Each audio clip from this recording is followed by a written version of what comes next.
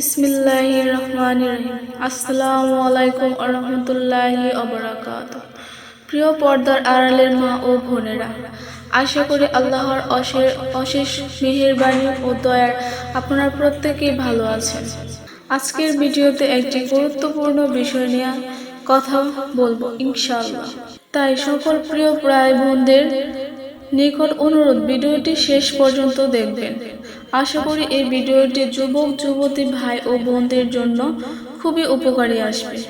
কারণ বর্তমান সময়ে যুবক যুবতী ভাই ও বোনেরা সহবাস করার সঠিক ও সুন্নতি নিয়ম সম্পর্কে জানে না, যেগুলো না জানার কারণে মানুষ অহরত পাপ কাজ করে চলছে।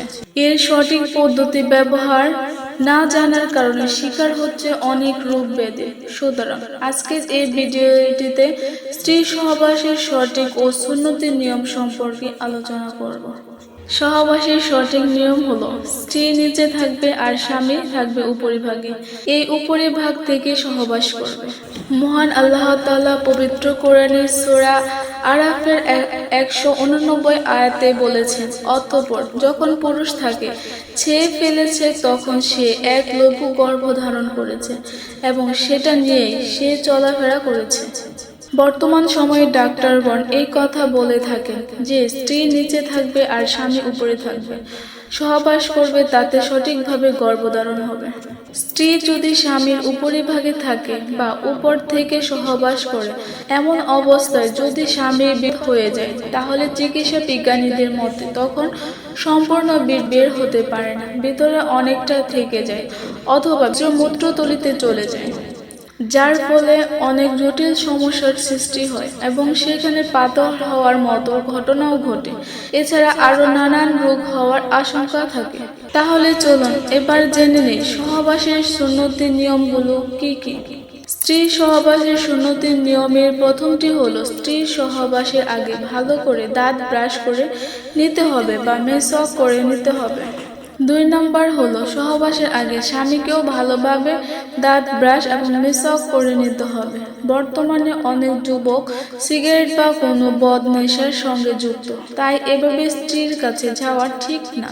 তো 3 নম্বর হলো, স্বামী স্ত্রীর সহবাসের পূর্বে ভালো করে ওযু করে নিতে হবে।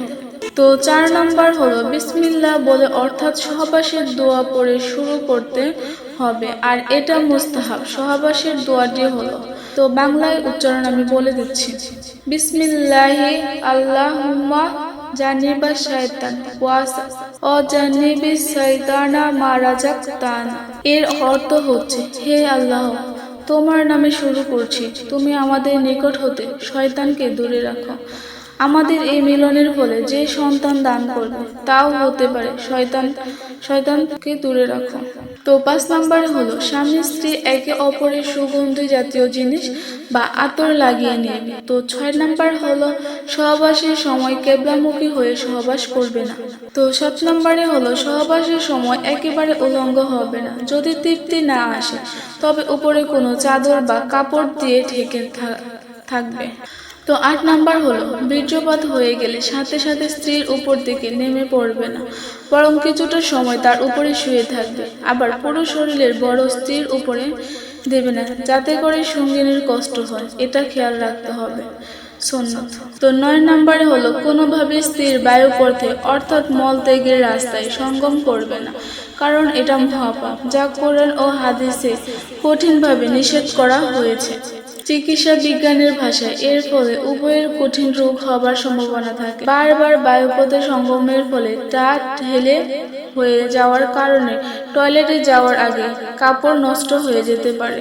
তো 10 নম্বরে হলো, কোনো অবস্থাতে নেশা বা জাতীয় খাদ্য বা পানীয় পান করে সহবাস করা যাবে না, কারণ এর ফলে বীর্যের গঠন ঠিক থাকে না, ফলে সহবাসে স্বামী স্ত্রী কেউ পূর্ণ তৃপ্তি পাবে না।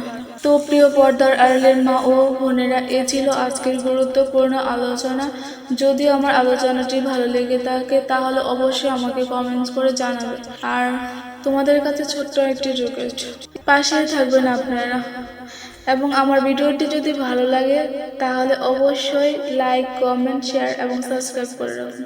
তো আজকের মতো এই পর্যন্ত। আসসালামু আলাইকুম ওয়া রাহমাতুল্লাহি ওয়া বারাকাতুহু।